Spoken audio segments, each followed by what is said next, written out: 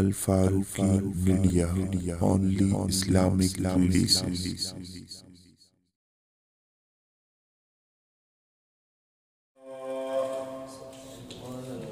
Alhamdulillah wa kafa, wassalatu wassalam, wassalatu wassalamu ala man la nabiyya ba'dah, wa ala alihi wa ashabihi wa azwajihi وآل بيته وأحبائه.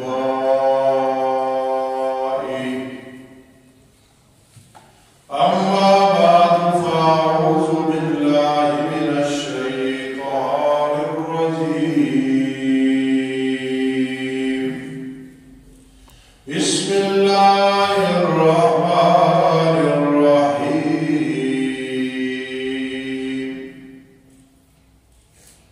والليل إذا يغشى والنهار إذا تجلى وما خلق الذكر والأنثى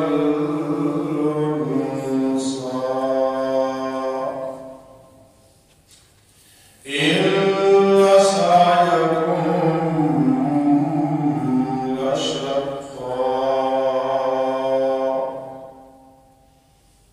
فأما من أعطى واتقى وصدق بالحسنى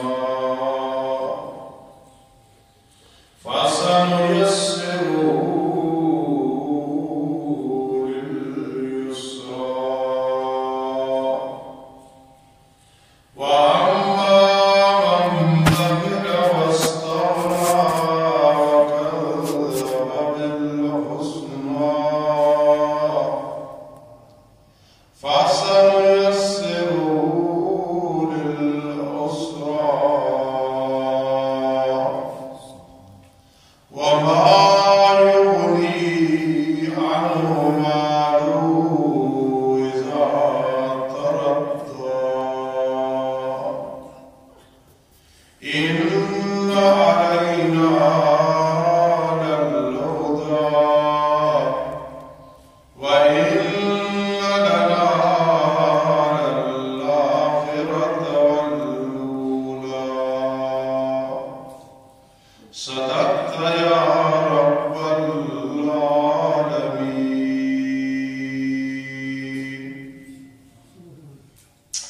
يا رب صل وسلم دائما أبدا على حبيبك خير الخلق كلهم. هو اللبيب الذي ترجى شفاعته لكل هول من الأهوال مقتحم.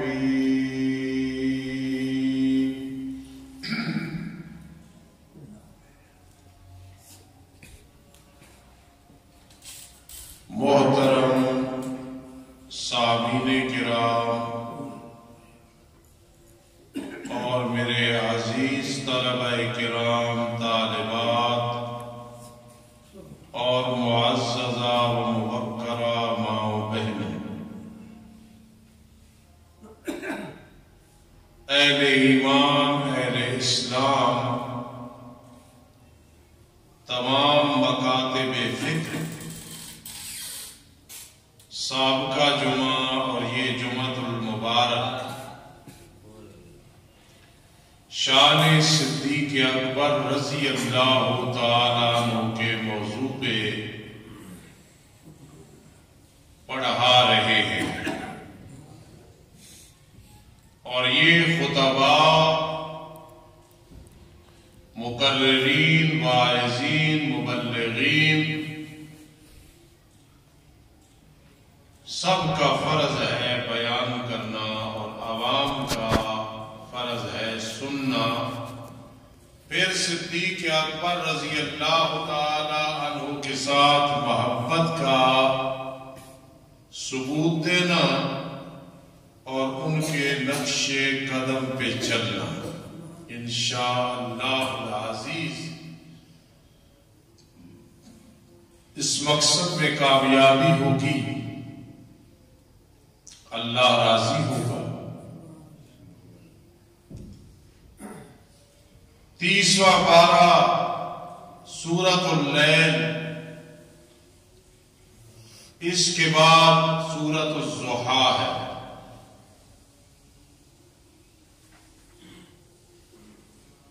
اس کا مشہور نام اللیل ہے اور اس کا ایک نام ابو بکر بھی ہے، ابو بکر صدیق رضی اللہ تعالی عنہ۔ سورۃ الضحیٰ کا مشہور نام سورۃ الضحیٰ ہے اور ایک نام اس کا سورہ محمد صلی اللہ علیہ وسلم بھی ہے۔ سورۃ اللیل کا نام سورہ ابو بکر اس لیے کہ اس میں صدیق اکبر رضی اللہ تعالیٰ عنہ کے فضائل اور مناقب ہیں، اور سورۃ الضحیٰ کا نام سورہ محمد اس لیے ہے صلی اللہ علیہ وسلم، صلی اللہ علیہ وسلم اس لیے کہ اس میں نبی اکرم صلی اللہ علیہ وسلم کی صورت اور سیرت کا ذکر ہے۔ پورے قرآن میں اللہ کی توحید ہے، لیکن سورہ اخلاص میں جو انداز ہے وہ کہیں نہیں۔ پورے قرآن مجید میں شان رسالت ہے، ختم نبوت ہے، لیکن جو سورہ ضحیٰ میں ہے وہ کسی میں نہیں۔ پورے قرآن میں قرآن کے تذکرے ہیں، لیکن جتنے سورۃ القدر میں ہے اِنَّا أَنزَلْنَاهُ فِي لَيْلَةِ الْقَدْرِ، اور کسی سورت میں نہیں۔ یہ خصوصیت ہے۔ پورے قرآن مقدس میں خاص کر آخری پاروں میں احوال قیامت ہے، قیامت کے حالات ہیں، لیکن اذا زلزلت الارض زلزالها واخرجت الارض اثقالها، جو اس میں قیامت کا ذکر ہے اس انداز سے کہیں نہیں ہے، یہ خصوصیت ہے۔ تو صدیق اکبر کا ذکر بھی قرآن مقدس میں اور کئی مقام میں ہے، لیکن جو اس صورت میں انداز ہے وہ انوکھا، نرالا اور منفرد ہے۔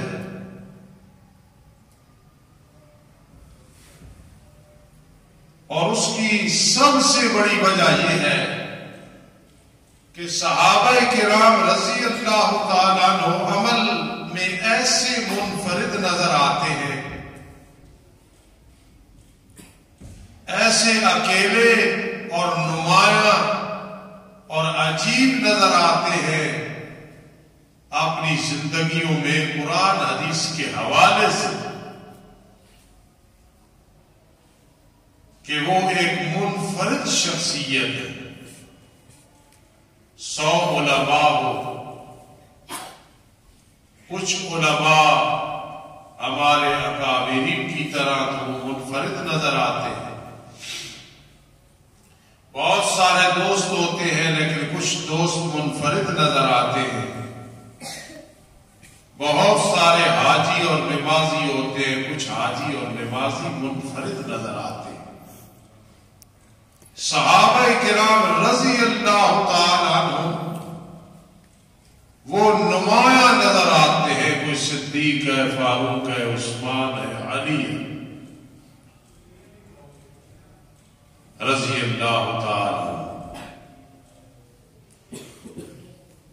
جو صحابہ کرام نے بہت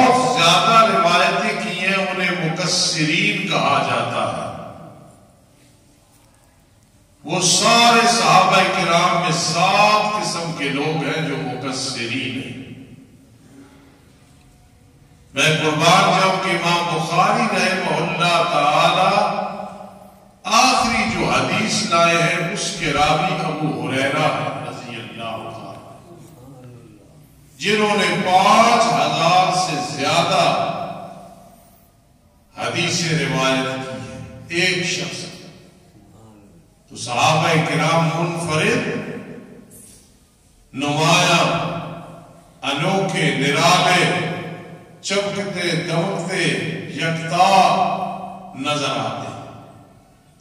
آج بھی میں بڑے سادے انداز سے خراج تقسیم کے طور پہ صدیق اکبر رضی اللہ تعالیٰ عنہ کا ذکر کروں گا۔ 22 جمادی الثانی جن کی وفات ہوئی ہے۔ عطا الرحمان صاحب اور حضرات نے اور میں فقیر نے بھی پہلے ان کے فضائل مناقب بیان کیے ہیں، لیکن آج میں کسی اور انداز سے آپ کو سمجھانا چاہتا ہوں انشاءاللہ۔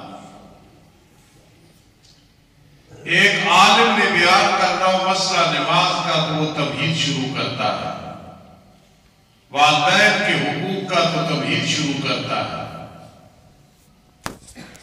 جہاد کا موضوع تو وہ ایک موضوع شروع کرتا ہے، تمہید چلاتے چلاتے چلاتے آخر میں بات کرتا ہے۔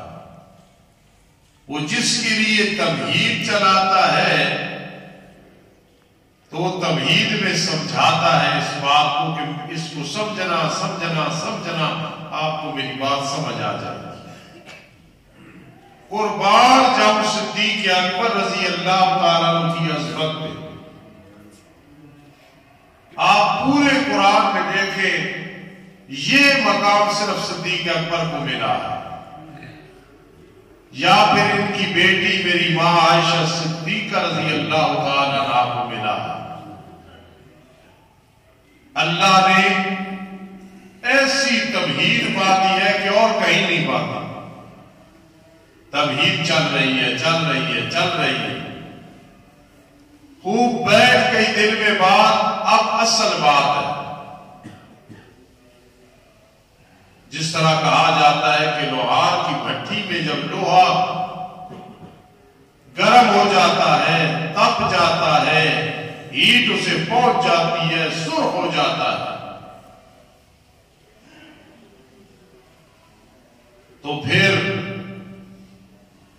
وہ ہتھوڑے اور آلات کے ذریعے اس کی چھری بھی بن سکتی ہے، کلہاڑی بھی بن سکتی ہے،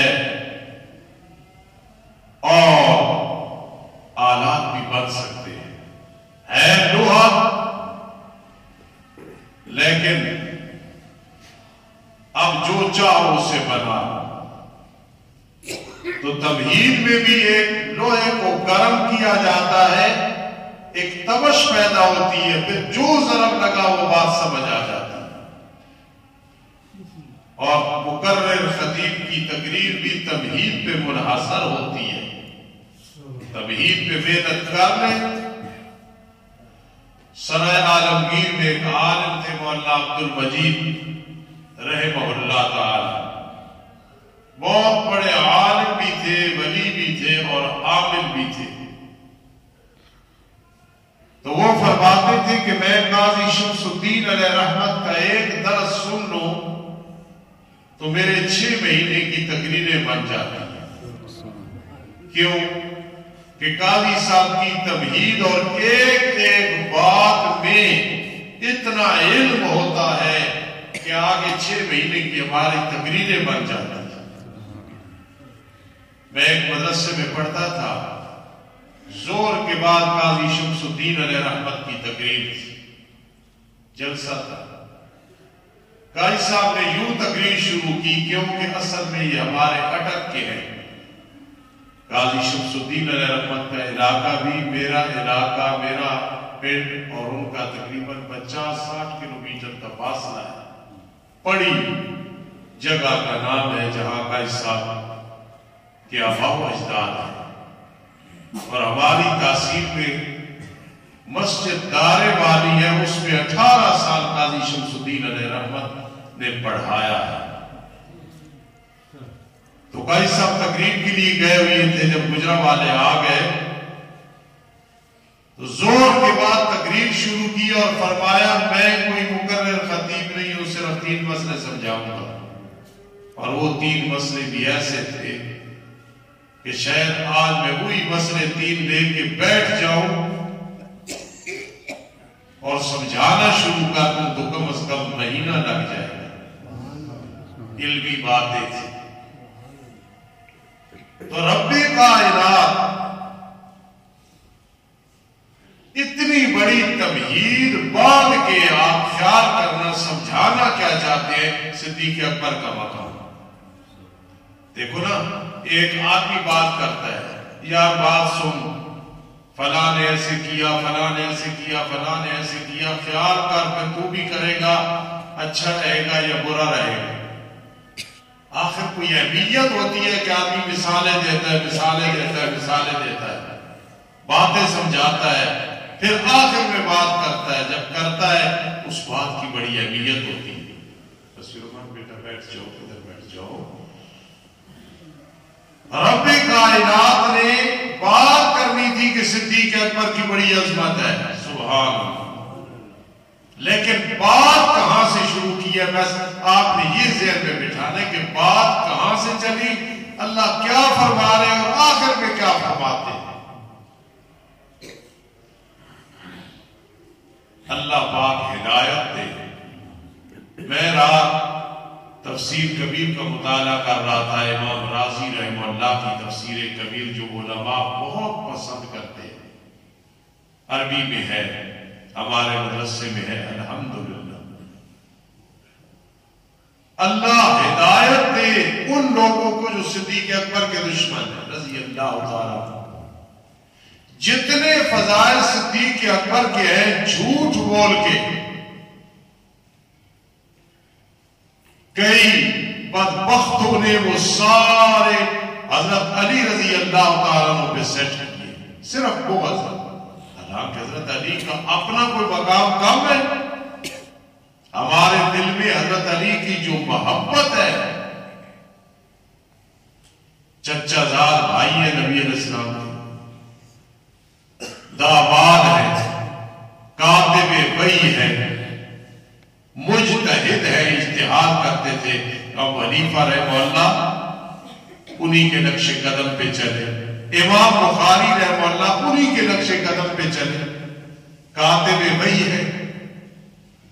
پھر ان کی اولاد حسن اور حسین رضی اللہ تعالیٰ عنہ، ان سے ہمارا کتنا پیار ہے۔ لیکن صدیق اکبر خلیفہ اول ہے، ان کا اپنا مقام ہے، حضرت عمر کا اپنا ہے، حضرت عثمان کا اپنا ہے، حضرت علی کا اپنا ہے۔ چوتھے نمبر پہ آنے سے کوئی بے ادبی گستاخی تو نہیں ہوتی۔ میرے آقا سب سے آخر میں آئے، سب سے زیادہ مقام ہے۔ حضرت علی کے فضائل اتنے زیادہ ہیں، کسی صحابی کی طرح بیان نہیں ہوئی۔ اس کی وجہ یہ کہ ان کی مخالفت بہت زیادہ ہوئی، اپنے بیگانوں نے مخالفت کی۔ اور یہ بات بھی ذہن میں رکھیں کہ جس آدمی کی وہ حق پہ اور مخالفت بہت زیادہ ہو، پراپگنڈا مہم بہت چلے، اس کو گرانے اور ذلیل کرنے کی کوشش کی جائے، وہ خاموش رہے تو اس کی عظمت اللہ بہت بنا دیتے۔ تو حضرت علی کا اپنا مقام اتنا ہے، ان کے مقام کو کون کم کر سکتا ہے؟ پھر ہمارے لیے ایک لطف کی بات ہے کہ حضرت علی رضی اللہ تعالیٰ نے صدیق اکبر کو مانا، فاروق کو مانا، عثمان کو مانا، رضی اللہ تعالیٰ، ان کی تائید کی ہے۔ ہم سے کو پوچھے کہ صدیق اکبر کو تم نے مانا اور کس نے مانا؟ حضرت علی نے مانا۔ حضرت عمر سے تمہاری محبت اور کس کی؟ حضرت علی کی۔ حضرت عثمان سے تمہاری محبت تو ہے اور کس کی؟ حضرت علی کی۔ پھر میرے بھائی جلالی صاحب بیٹھے ہیں، یہ کہیں کہ استاد جی کو ایک سادی سی مثال دے دو کہ ہم دشمنوں کو دیں تو ان کے بچے بھی سمجھ جائیں کہ واقعی اگر حضرت علی کی صدیق فاروق سے عثمان سے محبت ہے تو سیرت کی اور تاریخ کی کتابیں کھولو. حضرت علی کے ایک بیٹے کا نام ابو بکر ہے, ایک کا بیٹے کا نام عمر ہے, ایک بیٹے کا نام عثمان ہے. اس سے بڑی دلیل کیا ہے؟ روایات میں آتا ہے, کل پرسوں طالب علم پڑھ رہے تھے مشکات شریف میں, میں پڑھا رہا تھا کہ حضرت فاروق اعظم رضی اللہ تعالی عنہ نے حجر اسود کا بوسہ لیا تو فرمایا انک حجر, تو ایک پتھر ہے, نہ نفع دے سکتا ہے نہ نقصان دے سکتا ہے. میں تیرا بوسہ نہ دیتا اگر آقا نے تیرا بوسہ نہ لیا ہوتا. آج ہمارے بھی کئی مولویوں من کی انگوٹھیاں فیروزے یاقوت زبرجد ڈالے ہوئی ہوتے ہیں, نہیں جی یہ جب سے آیا ہے تو بڑی قسمت بڑی شفا ہے. حجر اسود لا تنفع ولا تضر, فاروق اعظم نے فرمایا نہ نفع دے سکتا ہے نہ نقصان دے سکتا ہے. تو پھر ہم کتنا قیمتی پتھر کیوں نہ, اس میں نفع نقصان, اس میں قسمت اور مقدر میں جو ہے ماں کے پیٹ میں لکھا گیا ہے. تیرا یاقوت زبرجد اور فیروزہ کیا کرے گا کہ ڈالا ہے جی فلاں مولوی نہ, کوئی مولوی کوئی علامہ کوئی پیر حجت نہیں, قرآن حدیث حجت ہے. اگر یہ چیزیں ہوتی تو ہم بھی ڈال سکتے تھے اپنی انگلیوں میں. میں جو بات سمجھانا چاہتا ہوں سمجھتے. تو شیعہ حضرات اللہ انہیں ہدایت دے, اللہ انہیں ہدایت دے, صحابہ اکرام کی محبت ان کے دل میں ڈالے, قیامت کے دن وہ جنت میں جائے. ہمیں یہ خوشی ہے. کسی کے بارے میں یہ کہنا کہ جہنم میں جائے جلے, اس سے بہتر ہے سنت کے مطابق دعا مانگو, یا اللہ ہدایت دے دے, نبی علیہ السلام کی سچی امت میں اضافہ ہو جائے.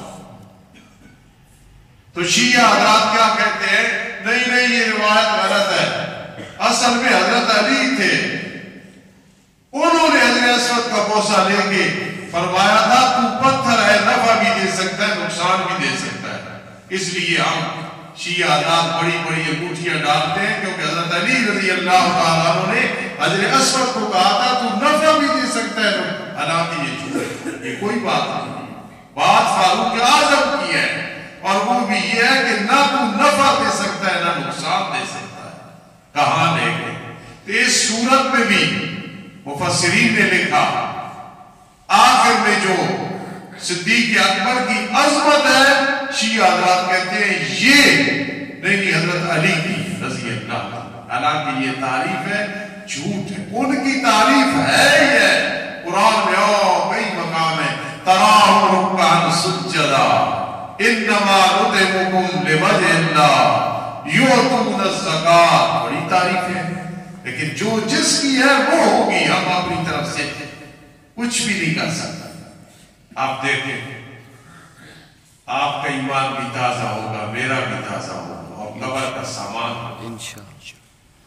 کہ اللہ پاک نے کیسے بات شروع کی, آخری پارہ سورۃ اللیل, واللیل اذا یغشی والنہار اذا تجلی. یہاں سے شروع اسٹارٹ ابتدا ہو رہی ہے, اور آخر میں جا کے پھر صدیق اکبر کی شان ہوئی رضی اللہ تعالیٰ. لیکن ایک بات ذہن میں رکھنا, بات شروع کی واللیل اذا یغشی, رات کا ذکر کیا, پھر دن کا ذکر کیا, سمجھایا کہ صدیق اکبر پہ پہلے رات تھی, اسلام قبول نہیں کیا تھا, مسلمان نہیں تھے. نبی علیہ السلام کی دعوت اور ایک اشارے پہ ایسے مسلمان ہوئے کہ پھر انہیں دیکھ کے ہزاروں مسلمان ہوئے. لیکن اللیل جو کہا ہے واللیل اذا یغشی, یہ اشارہ کیا ہے کہ صدیق اکبر پہ پہلے رات تھی, ظلمت تھی. میرے پیارے پیغمبر علیہ السلام کی وجہ سے ایمان قبول کیا, ایسا قبول کیا کہ سب کچھ رسول اللہ پہ قربان کر دیا. سبحان, یقین کرنا, میں آپ کو دل کی بات بتا رہا ہوں, جتنی صحابہ کرام سے محبت زیادہ ہوگی اتنی انسان کی آخرت سنورے گی. اور اللہ رب العزت عمل کی توفیق دیتے ہیں۔ صحابہ سے محبت، ہمارے کئی وہ بھی ہیں جو کہتے ہیں ہم صحابہ کرام کے قول اور قولیوں کو نہیں مانتے، اللہ کی ان پہ سخت ناراضگی ہوتی ہے۔ کئی ہمارے وہ بھی ہیں جو اپنے آپ کو دیوبندی کہہ کے پھر ایسی تعریفیں کرتے ہیں جن میں صحابہ کرام کی گستاخی ہوتی ہے۔ ہمارے کئی وہ بھی ہیں، بریلوی ہے، دیوبندی ہے، اہل حدیث ہے، کئی حضرات کو جو حضرت معاویہ کو اچھا نہیں سمجھتے ہیں رضی اللہ تعالی عنہ، بدبختی ہے۔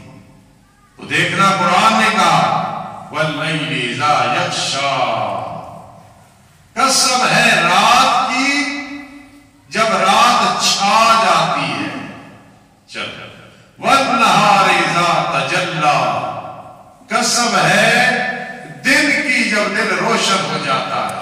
یہ سب سنتے جاؤ گے، دل میں بٹھاتے جاؤ گے کہ اللہ کہنا کیا چاہتا ہے۔ جس طرح کہتے ہیں یا تو کہنا تو نے بات کیا کرنی ہے، سمجھانا مجھے۔ وہ کہتا ہے ذرا میری پہلے بات سمجھ پھر میں تجھے اصل بات بتاتا ہوں۔ آخر کو وجہ ہے نا رات دن، وَمَا خَلَقَ الذَّكَرَ وَالْأُنثَىٰ، اللہ فرماتے ہیں مجھے مذکر مؤنث پیدا کرنے کی قسم، آدم حوا علیہ السلام، یا عام مذکر مؤنث مرد و عورت پیدا کرنے کی قسم۔ یہ قسمیں اٹھا کے اب جواب قسم آیا۔ جواب قسم کس کو کہتے ہیں؟ قسم اٹھائی نا، خدا کی قسم میں ایسے نہیں کروں گا، یہ جو نہیں کروں گا جواب قسم۔ اللہ نے قسمیں اٹھائی، اٹھا کے کیا فرمایا؟ ان سعیکم لشتیٰ، اس میں بھی اشارہ کر دیا ہے، تبہید میں بھی۔ پوری دنیا مقابلہ کر لے صدیق اکبر کے ساتھ کوئی مقابلہ نہیں کر سکتا۔ اب مدارس میں کتاب پڑھاتے ہیں شرع عقائد، اس کے بعد ایک کتاب ہے خیالی، پھر ہے امور عامہ، آج وہ نہیں رہی، پہلے دور میں تھی۔ تو شرع عقائد میں لکھا ہوا ہے انبیاء کرام علیہ السلام کے بعد سب سے افضل شخصیت ابو بکر، صدیق اکبر سب سے افضل ہے انبیاء کے بعد، اس امت پہ نبی علیہ السلام کے بعد آپ کا پہلا درجہ۔ سبحان اللہ۔ اللہ نے قسمیں اٹھا کے پہلے تھوڑا اشارہ کہ ان سعیکم لشتیٰ، تمہاری کوششیں مختلف ہیں، تم زور لگا لو، دل لگا لو، صدیق اکبر کی نیکیوں کو نہیں پہنچ سکتے۔ تمہاری نیکیاں پھر بھی گنی جا سکتی ہیں، اس کی نیکیاں اور احسان گنے نہیں جا سکتے۔ کوئی معمولی بات ہے کہ نبی علیہ السلام نے فرمایا میں نے سب کی نیکیوں کا احسانوں کا بدلہ دے دیا ہے، لیکن صدیق اکبر کا بدلہ اللہ دے۔ سبحان اللہ، کتنے بدبخت ہیں وہ لوگ جو صدیق اکبر کی گستاخی کرتے۔ میں ایک مجمع میں کہہ رہا تھا کتنی خوش نصیبی ہے، پہلے اب قیامت تک صدیق اور فاروق نبی علیہ السلام کے ساتھ آرام کر رہے ہیں، قبریں اللہ نے پھر بنائی۔ ان سعیکم لشتیٰ، تمہارے اعمال مختلف ہیں۔ دیکھو پھر آگے انداز دیکھو، عمل مختلف ہے تو کسی نے کہا کوئی بات کھلی نہیں، اللہ نے فرمایا میں کھولتا ہوں، فَأَمَّا مَنْ آتَىٰ وَاتَّقَىٰ وَصَدَّقَ بِالْحُسْنَىٰ، بس بہرحال جس نے اللہ کے راستے میں دیا، کون دیتا تھا سب سے زیادہ؟ صدیق اکبر۔ وَاتَّقَىٰ، اور پرہیزگار ہوا، گناہوں سے بچا۔ نیکیاں کرنی آسان ہے، آدمی کر لیتا ہے اور بہت فائدہ ہے، لیکن یاد رکھنا نیکی کے بعد اگر گناہوں سے آدمی نہ بچے تو اس کی مثال یہ ہے کہ ٹینکی میں پانی آ رہا ہے، نیچے سے لیکیج ہے، ٹوٹی کے علاوہ پانی آتا جائے گا، ادھر سے نکلتا جائے گا۔ نیکیاں کرتے رہو اور گناہ نہ چھوڑو، یہ لیکیج ہوتی رہے گی، اعمال ضائع ہوتے رہیں گے۔ تو صدیق اکبر کے بارے کیا فرما فَأَمَّا مَنْ آتَى وَاتَّقَى سبحان اللہ کے راستے میں جس نے دیا وَاتَّقَى پھر گناہ بھی چھوڑے. گناہ والی زندگی نہیں ہوتی. ہم قبر کے قریب جا رہے ہیں. ماضی کی ذرا کتاب کو کھولے, ہمیں اپنی زندگی میں لفظ سے خطائیں گناہ نظر آئیں گے. ابھی بھی ٹائم ہے, اللہ سے معافی مانگے. صدیق اکبر کو ہے فَأَمَّا مَنْ آتَى وَاتَّقَى جس نے اللہ کے راستے میں دیا وَاتَّقَى گناہوں سے دور رہا وَصَدَّقَ بِالْحُسْنَى اور تصدیق کرتا رہا توحید کی تصدیق کرتا رہا, جنت کی تصدیق کرتا رہا, توحید پہ پکا رہا. تو مطلب ہے آدمی اللہ کے راستے میں خرچ کرے, گناہوں کو بھی چھوڑے اور ایمان بھی مضبوط رکھے, یقین بھی مضبوط رکھے. سب کچھ اللہ سے ہونے کا یقین دل میں آ جائے, بس یہ تب ہی ہوگا. وَصَدَّقَ بِالْحُسْنَى تصدیق کرے. يَسِّرُهُ لِلْيُسْرَى عنقریب ہم اس کے لیے شریعت میں چلنا آسان کر دیں گے. سمجھ رہے ہو اشارے؟ آخر میں بات کرنی ہے صدیق اکبر کی. تبہیر چل رہی ہے. ہم زمانہ طالب علمی میں ایک خطیب کی تقریر سنتے تھے, میں اپنی بات کرنے لگا. اس کی تقریر سن کے ہم تبہیر سے کتنی تقریریں نکال لیتے تھے. اللہ کی کروڑ رحمتیں ہوں ان کی قبر پر. تو تبہیر میں اللہ نے کیا سمجھایا فَسَنُيَسِّرُهُ لِلْيُسْرَى اللہ کے راستے میں دے. کون کون دیتا ہے آپ سے؟ وَاتَّقَى گناہ چھوڑے, وَصَدَّقَ بِالْحُسْنَى توحید پہ پکا رہے. تین کام جس نے کر لیے فَسَنُيَسِّرُهُ لِلْيُسْرَى ہم شریعت پہ چلنا اس کے لیے آسان کر دیں گے. خوشی کا موقع آئے گا, شریعت کو مد نظر رکھے گا. غمی کا موقع آئے گا, شریعت کو مد نظر رکھے گا. نکاح کی بات آئے گی, شریعت کو مد نظر رکھے گا. طلاق کا معاملہ آئے گا, شریعت کو مد نظر رکھے گا. جھگڑا ہو جائے گا, شریعت کو مد نظر رکھے گا. سفر میں ہوگا, شریعت کو مد نظر رکھے گا. حضر میں ہوگا, شریعت کو مد نظر رکھے گا. آپ کی باری آئے گی, شریعت کا لحاظ ہوگا. کان میں شریعت کا لحاظ ہوگا, ہاتھ میں شریعت کا لحاظ ہوگا. کیوں فَسَنُيَسِّرُهُ لِلْيُسْرَى شریعت پہ چلنا ہم آسان کر دیں گے. جنگ عہد میں جائے گا تو پرواہ نہیں, بدر میں جائے گا تو پرواہ نہیں, عزیز قربان ہو گئے پرواہ نہیں. بس ہم نے شریعت پہ چلنا آسان کر دیا. ان بدبختوں کو کہا کرو اتنی بڑی راتیں سے وہ نماز نصیب نہیں ہو رہی. زندگی کا خاتمہ ہونے والا جمعہ اور عصر اور مغرب اور عشاء کی نماز نصیب نہیں ہوئی. تاش کا نعرہ نہیں ہے, غلط فلم دیکھنے ویڈیو دیکھنے کا نعرہ نہیں ہے,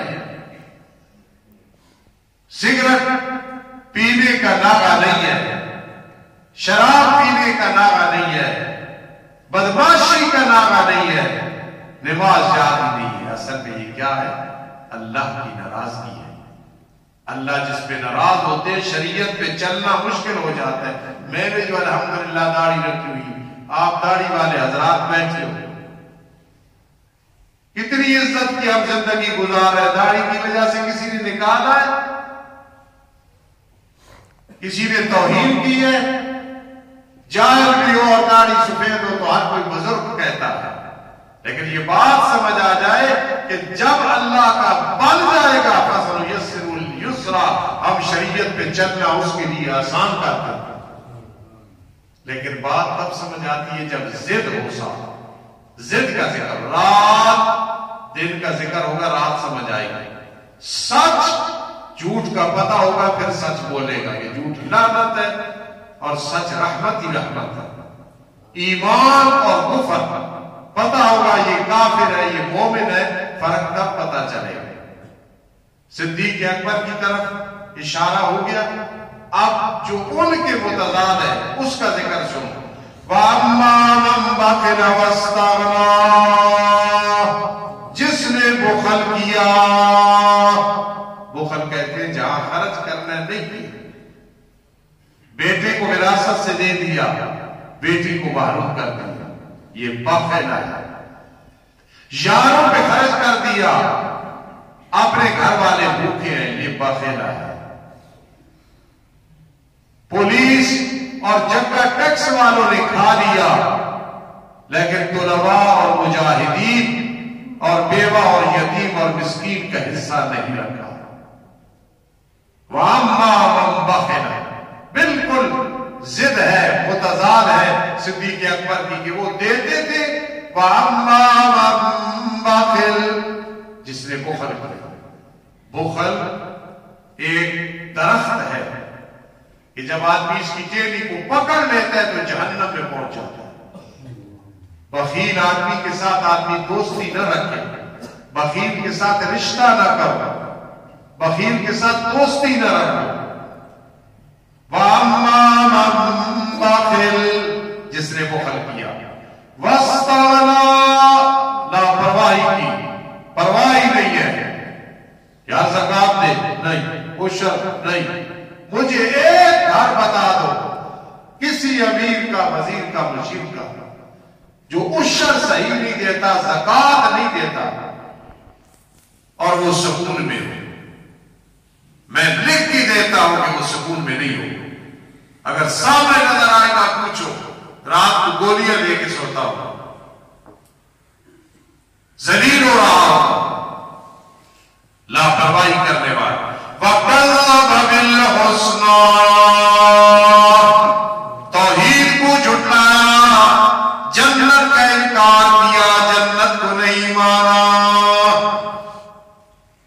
علامہ ابن قیم رحمہ اللہ فرماتے تھے شرک اور بدعت دونوں خاوند بیوی ہیں، ذرا سمجھیں، شرک اور بدعت یہ دونوں خاوند بیوی ہیں، اور ان کے اکٹھا ہونے سے جو اولاد پیدا ہوتی ہے وہ بہت زیادہ ہوتی ہے۔ وہ اولاد کیا ہوتی ہے؟ شرک بدعت آ جائے تو پھر کوئی گناہ رہتا ہی نہیں ہے۔ علامہ ابن قیم نے بہت بڑی بات کی۔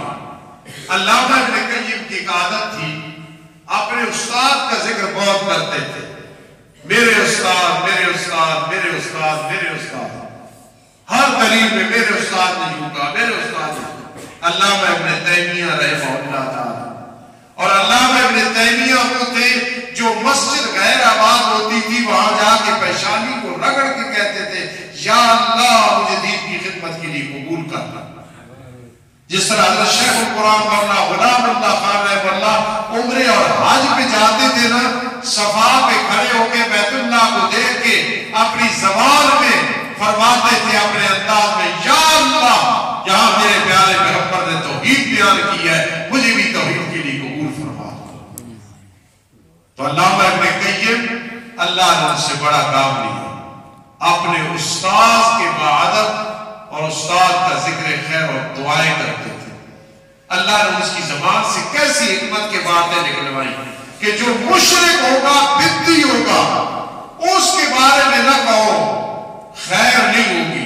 اگر کوئی کہے نہیں جی فلاں استاد جی مشرک بھی ہے، بدعی بھی ہے، نماز پڑھتا ہے، روزہ بھی رکھتا ہے، تو میں سمجھاؤں گا اس شرک بدعت کی طرف سے قرآن کہتا ہے کہ رماد اشتدت بالریح، مشرکین مکہ حاجیوں کو ستو پلاتے تھے، بیت اللہ کی تعمیر کرتے تھے، لیکن قرآن نے فرمایا انما المشرکون نجس، یہ نجس ہے، ناپاکی ہے۔ اس لیے فرمایا جس نے بخل کیا، لاپرواہی کی، توحید کو جھٹلایا، آگے اللہ پاک جو بات کرتے ہیں ڈر لگتا ہے۔ فَسَنُيَسِّرُ لِلْعُسْرَىٰ،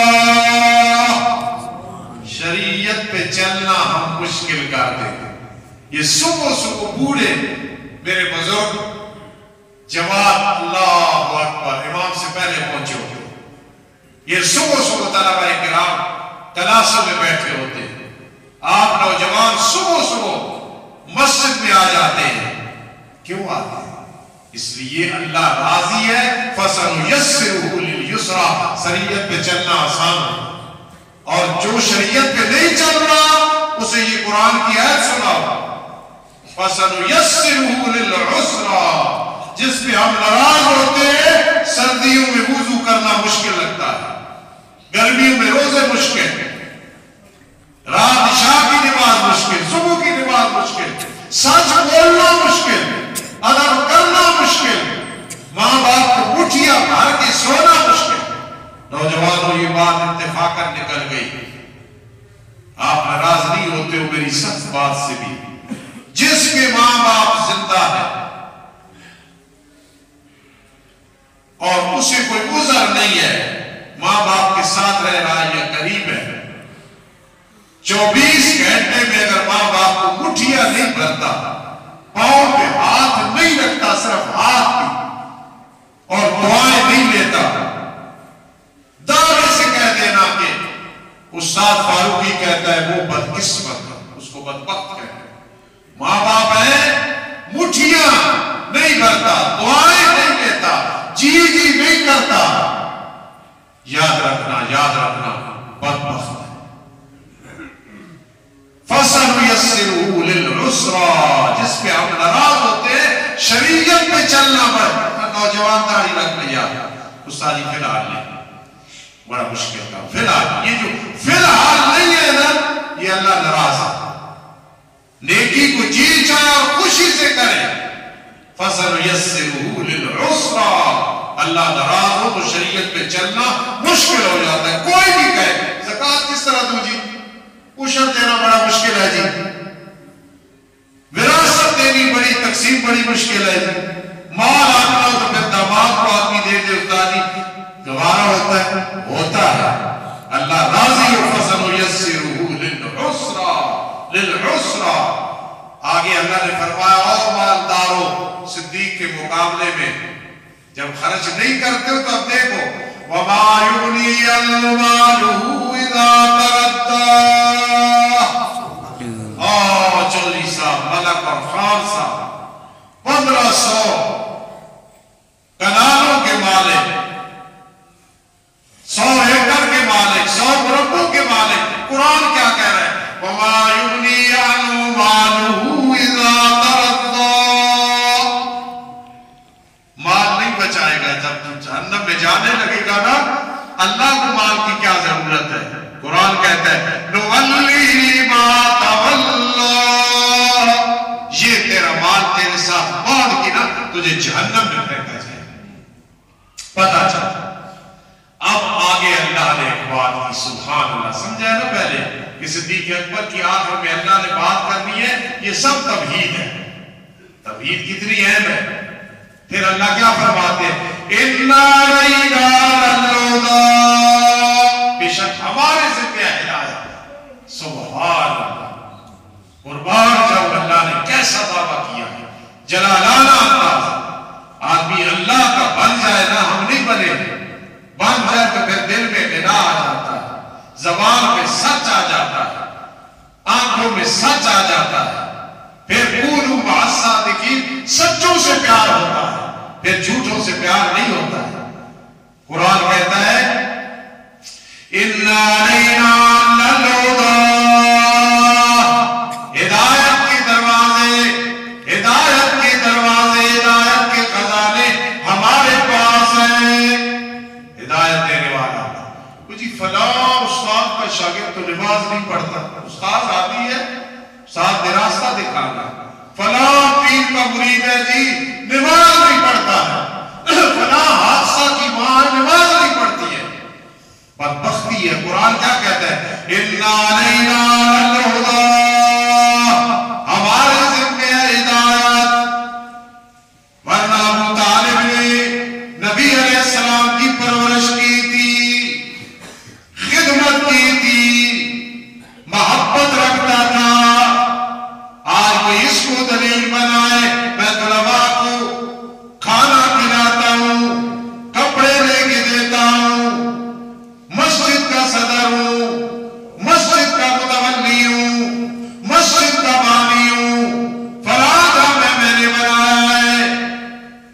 شرک و بدعت کر رہا ہے، کفر کر رہا ہے، سود کھا کھلا رہا ہے، ایمان نہیں ہے، کفر ہے، تو یاد رکھنا ابو طالب کتنی بڑی خدمت ہے، نبی علیہ السلام کی پرورش کی ہے، لیکن جنت میں نہیں دیا نہ جائے گا۔ اِنَّكَ لَا تَهْدِي مَنْ أَحْبَبْتَ وَلَٰكِنَّ اللَّهَ يَهْدِي مَن يَشَاءُ۔ میرے لاڈلے پیغمبر، منزل مقصود تک پہنچانا ہمارا کام ہے، ورنہ ابو طالب آپ کی پیار کی وجہ سے جنت میں پہلی سیٹوں پہ ہوتا، کیوں نہیں ہے؟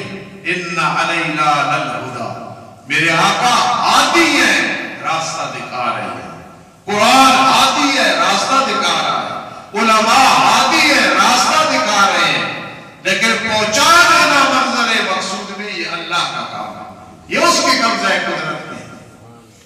میں پہلے سال سے ایک مثال دیا کرتا ہوں کہ ہدایت کی دو قسمیں ہیں، ایک ہے ایصال الی ما یوصل الی المطلوب، ایک ہے ایصال الی المطلوب۔ مجھے کوئی کہے آج تو رشید صاحب کی دکان پہ جانا ہے، میں اسے راستہ بتا دوں، یہ ہدایت کا پہلا درجہ ہے۔ میں اسے پکڑ کے حاجی صاحب کی دکان پہ چھوڑا ہوں، یہ دوسرا درجہ ہے۔ جب ہدایت اللہ کی طرف منسوب ہو تو دوسرا مراد ہے، اور جب انبیاء، رسول اور علماء کی طرف ہو تو پہلا درجہ ہے کہ راستہ دکھانا۔ تو اللہ فرماتے ہیں اِنَّ عَلَيْنَا لَلْهُدَىٰ، بے شک ہمارے ذمہ ہے ہدایت، ہم ہدایت دیتے ہیں۔ فَإِنَّ لَنَا لَلْآخِرَةَ وَالْأُولَىٰ، بڑے بڑے امیروں کی گردنیں نیچے ہو جاتی ہیں، بڑے بڑے بدماشوں کی گردنیں نیچے ہو جاتی ہیں، بڑے بڑے ابلیسوں کی گردنیں نیچے ہو جاتی ہیں۔ قرآن نے ایک بات میں جلالانہ انداز کیا ہے؟ وَإِنَّ لَنَا لَلْآخِرَةَ وَالْأُولَىٰ، آخرت بھی ہماری ہے، دنیا بھی ہماری ہے، نہ آخرت میں کوئی اپنی مرضی کر سکتا ہے، نہ دنیا میں اپنی کوئی مرضی کر سکتا ہے۔ کسی نے نہیں چاہا دنیا مل گئی، وہ پوری زندگی روتا رہا دنیا نہیں ملی، پوری زندگی روتا رہا، نیت میں فتور تھا، جنتی نہ بن سکا، ایک سیکنڈ میں اللہ نے بنا دیا۔ کیوں؟ فَإِنَّ لَنَا لَلْآخِرَةَ وَالْأُولَىٰ، تم نے دنیا کو دیکھا، پاگل ہو گئے ہو، بے ہوش ہو گئے ہو، جھوٹے بن گئے ہو، فراڈی بن گئے ہو، دھوکے باز بن گئے ہو، بدبخت بن گئے ہو، لیکن اللہ فرماتے ہیں بندو فَإِنَّ لَنَا لَلْآخِرَةَ وَالْأُولَىٰ، دنیا بھی ہماری ہے، آخرت بھی ہماری ہے، نہ دنیا میں کسی کا اختیار ہے، نہ آخرت میں کسی کا اختیار ہے۔ کسی کے ہاتھ میں دنیا ہوتی تو شاید میں بھوکا مرتا، میں ممبر پہ نہ بیٹھتا، کسی کے ہاتھ میں دنیا ہوتی تو شاید آپ کے کاروبار نہ ہوتے، آپ کی اولاد نہ ہوتی، عزت نہ ہوتی۔ اللہ نے سارا کنٹرول اپنے پاس رکھا ہے۔ وَإِنَّ لَنَا لَلْآخِرَةَ وَالْأُولَىٰ، اللہ نے بہت بڑا دعویٰ کیا ہے، دنیا بھی ہماری، آخرت بھی ہماری، ہمارے پاس آؤ گے تو مسئلے حل ہوں گے، خوشامدی کرو گے، رشوتوں دیں گے، اپنی تعریفیں کراؤ گے، کچھ نہیں ہوگا۔ فَإِنَّ لَنَا لَلْآخِرَةَ وَالْأُولَىٰ، دنیا بھی ہماری، آخرت بھی ہماری، آخرت میں بھی ہم کامیاب کریں گے، دنیا میں بھی ہم کامیاب کریں گے انشاءاللہ۔ العزیز اگلا جمعہ جب موقع ملا تو فَأَنذَرْتُكُمْ سے شروع کریں گے۔ وَمَا عَلَيْنَا إِلَّا الْبَلَاغُ الْمُبِينُ۔ سنت سبحان اللہ۔